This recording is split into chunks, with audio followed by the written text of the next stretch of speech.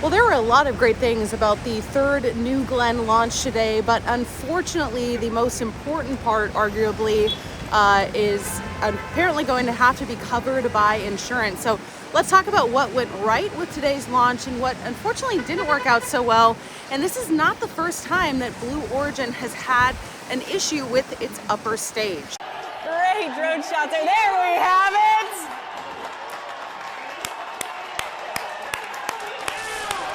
Welcome back once again. Never tell me the odds. It's good to say that twice, Alice. Oh my gosh, it sure is. Look at that shot of GS1 on the landing barge. And so yes, they were able to have a reuse milestone of the booster. Now remember, this was partial reuse because they did replace those 7 engines before the launch, or refurbish them, but they were able to land a booster on a drone ship for the second time. So a lot of people on X are saying, congratulations, what a great day. But unfortunately, we got this statement from AST. Let me read it to you. So AST Space Mobile came out with this statement saying, quote, AST Space Mobile Inc., the company building the first and only space-based cellular broadband network accessible directly by everyday smartphones, designed for both commercial and government applications, addresses today's orbital launch of Bluebird 7 on the New Glenn launch vehicle. During the New Glenn 3 mission, Bluebird 7 was placed into a lower-than-planned orbit by the upper stage of the launch vehicle. While the satellite separated from the launch vehicle and powered on, the altitude is too low to sustain operations with its onboard thruster technology and will be deorbited.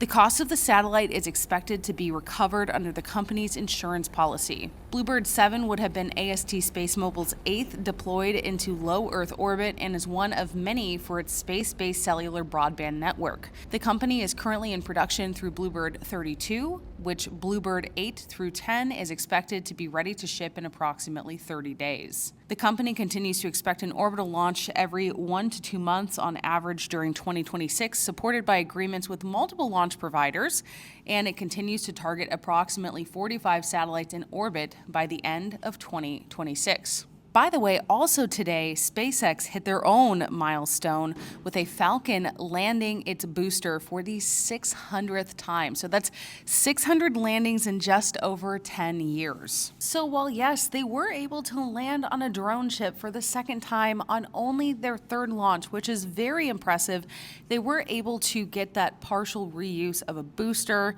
But unfortunately, they had issues, of course, with the payload, which is, one of, if not the most important part. And if we look through these first 3 New Glenn launches, 2 out of the 3 launches had something not go fully right with the upper stage. And for all of us trying to figure out exactly what happened during the launch, Blue Origin did not televise or provide any renderings or animations of the upper stage. And so all Blue Origin has said about it so far, and this was 5 hours ago, this was an early morning launch, is that we have confirmed payload separation. AST Space Mobile has confirmed the satellite has powered on. The payload was placed into an off-nominal orbit. We are currently assessing and will update when we have more detailed information. So like I said, there were a lot of successes today, but not 100% successful.